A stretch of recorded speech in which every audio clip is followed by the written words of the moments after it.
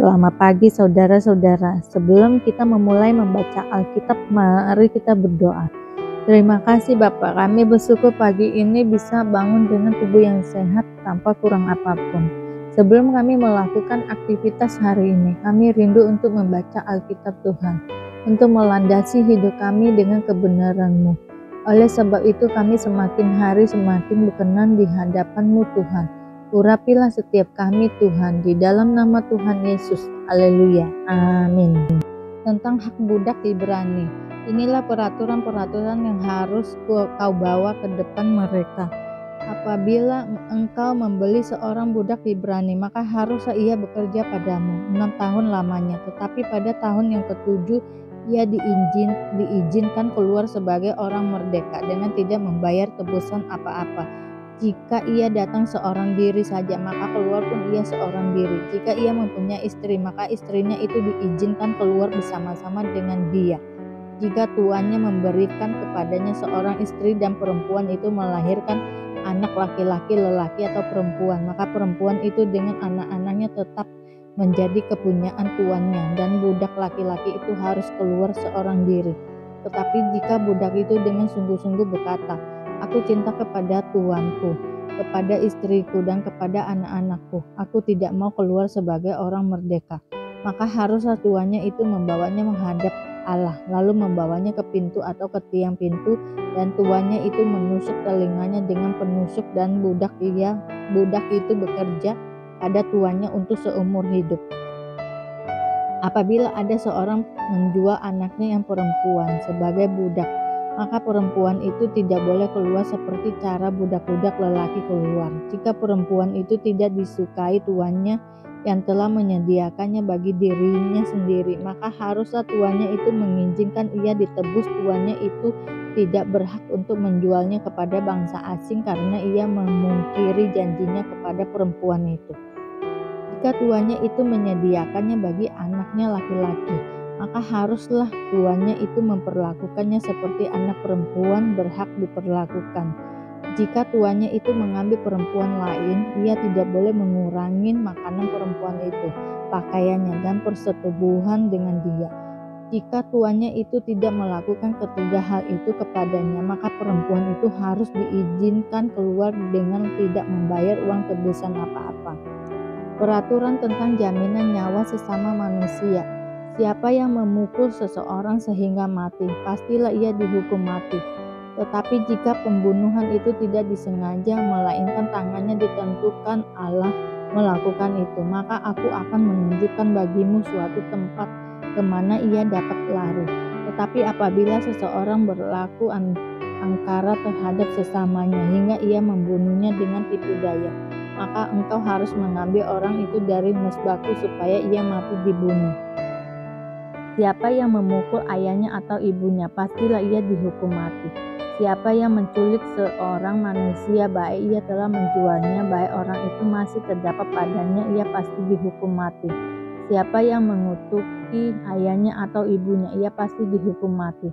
Apabila ada orang bertengkar dan yang seorang memukul yang lain dengan batu atau dengan tinjunya, sehingga yang lain itu memang tidak mati tetapi terpaksa berbaring di tempat tidur, maka orang yang memukul itu bebas dari hukuman. Jika yang lain itu dapat bangkit lagi dan dapat berjalan di luar dengan memakai tongkat, hanya ia harus membayar kerugian orang yang lain itu karena terpaksa menganggur dan menanggung pengobatannya sampai sembuh. Apabila seseorang memukul budaknya laki-laki atau perempuan dengan tongkat sehingga mati karena pukulan itu, pastilah budak itu dibalaskan. Hanya jika budak itu masih hidup sehari dua, maka janganlah dituntut belanya, sebab budak itu adalah miliknya sendiri. Apabila ada orang berkelahi dan seorang dari mereka bertumbuh kepada seorang perempuan yang sedang mengandung sehingga keguguran kandungan, tetapi tidak mendapat kecelakaan yang membawa maut, maka pastilah ia didenda sebanyak yang dikenakan oleh suami perempuan itu kepadanya, dan ia harus membayarnya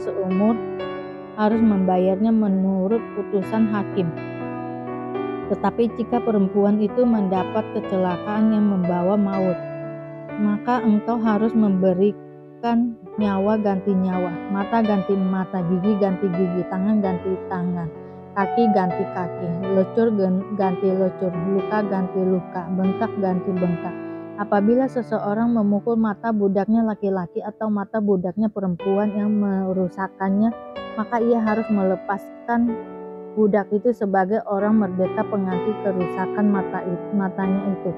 Dan jika ia menumbuk sampai tanggal gigi budaknya laki-laki atau gigi budaknya perempuan, maka ia harus melepaskan budak itu sebagai orang merdeka pengganti kehilangan giginya itu. Apabila seekor lembu menanduk seorang laki-laki atau perempuan sehingga mati, maka pastilah lembu itu dilempari mati dengan batu dan dagingnya tidak boleh dimakan. Tetapi pemilik lembu itu bebas dari hukuman. Tetapi jika lembu itu sejak dahulu telah sering menanduk dan pemiliknya telah diperingatkan tetapi tidak mau menjaganya, kemudian lembu itu menanduk mati seorang laki-laki atau perempuan, maka lembu itu harus dilempari mati dengan batu, tetapi pemiliknya pun harus dihukum mati. Jika dibebankan kepadanya uang pendamaian, maka haruslah dibayarnya segala yang dibebankan kepadanya itu sebagai tebusan nyawanya. Kalau ditanduknya seorang anak laki-laki atau perempuan, maka pemiliknya harus diperlakukan menurut peraturan itu juga. Tetapi jika lembu itu menanduk seseorang budak laki-laki atau perempuan, maka pemiliknya harus membayar 30 sikal perak kepada tuan budak itu, dan lembu itu harus dilempari mati dengan batu. Apabila seseorang membuka sumur atau apabila seorang menggali sumur dengan tidak menutupnya dan seekor lembu atau keledai jatuh ke dalamnya, maka pemilik sumur itu harus membayar ganti kerugian. Ia harus mengganti harga binatang itu dengan uang kepada pemiliknya, tetapi binatang yang mati itu menjadi kepunyaannya. Apabila lembu seseorang menanduk lembu orang lain sehingga mati, maka lembu yang hidup itu harus dijual, uangnya dibagi, dan binatang yang mati itu pun harus dibagi juga. Tetapi jikalau lembu itu terkenal telah sering menanduk sejak dahulu, dan walaupun demikian pemiliknya tidak mau menjaganya, maka ia harus membayar ganti kerugian sepenuhnya, lembu ganti lembu, tetapi binatang yang mati itu menjadi kepunyaannya. Peraturan tentang jaminan harta sesama manusia.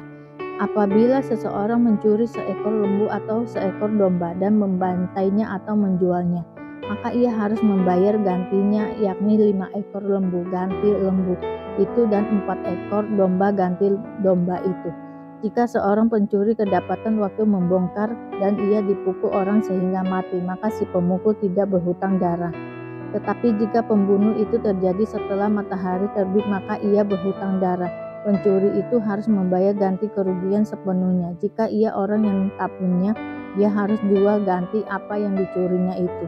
Jika yang dicurinya itu masih terdapat padanya dalam keadaan hidup, baik lembu, keledai, atau domba, maka ia harus membayar ganti kerugian 2 kali lipat. Apabila seseorang mengembalakan ternaknya di ladangnya atau di kebun anggurnya, dan ternak itu dibiarkannya berjalan lepas sehingga makan habis ladang orang lain, maka ia harus memberikan hasil yang terbaik dari ladangnya sendiri atau hasil yang terbaik dari kebun anggurnya sebagai ganti kerugian.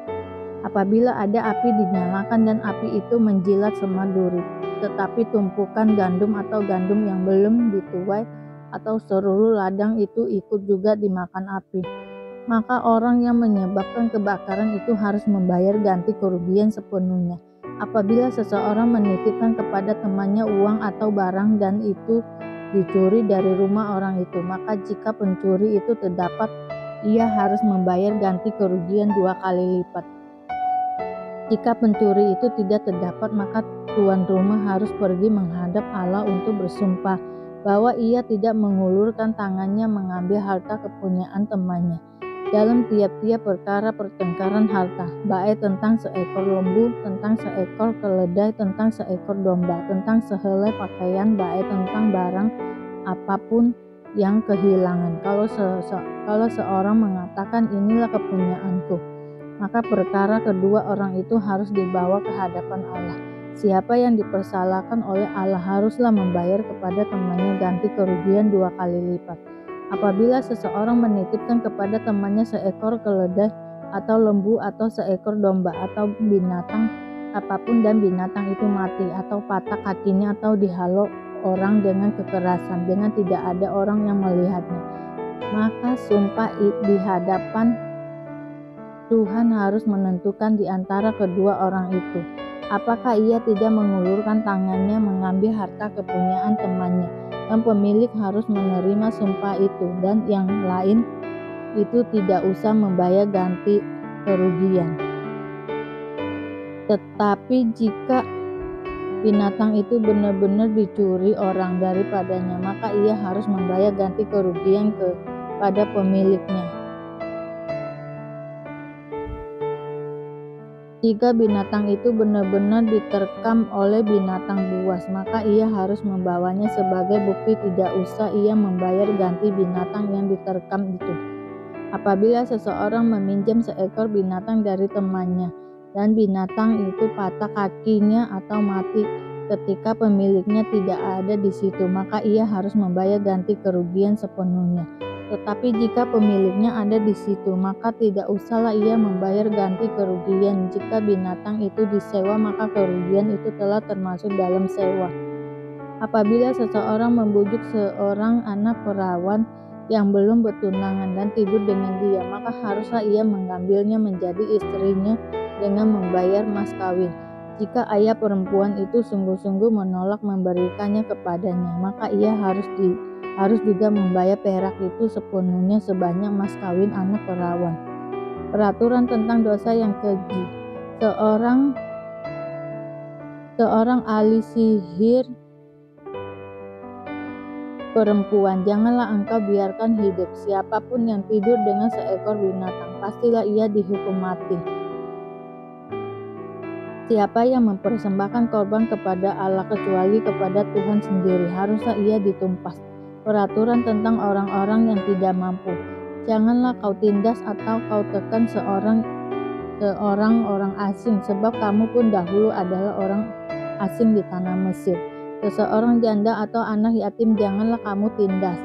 Jika engkau memang menindas mereka ini, tentulah aku akan mendengarkan seruan mereka. Jika mereka berseru-seru kepadaku dengan nyaring, maka murkaku akan bangkit dan aku akan membunuh kamu dengan pedang, sehingga istri-istrimu menjadi janda dan anak-anakmu menjadi yatim. Jika engkau meminjam uang kepada salah seorang dari umatku, orang yang miskin di antaramu, maka janganlah engkau berlaku sebagai seorang penagih hutang terhadap dia. Janganlah kamu bebankan bunga uang kepadanya. Jika engkau sampai mengambil jubah temanmu sebagai gadai, maka haruslah engkau mengembalikannya kepadanya sebelum matahari terbenam. Sebab hanya itu saja penutup tubuhnya, itu pemalut kulitnya. Pakai apakah ia pergi tidur? Maka apabila ia berseru-seru kepadaku, aku akan mendengarkannya, sebab aku ini pengasih. Berbagai-bagai peraturan.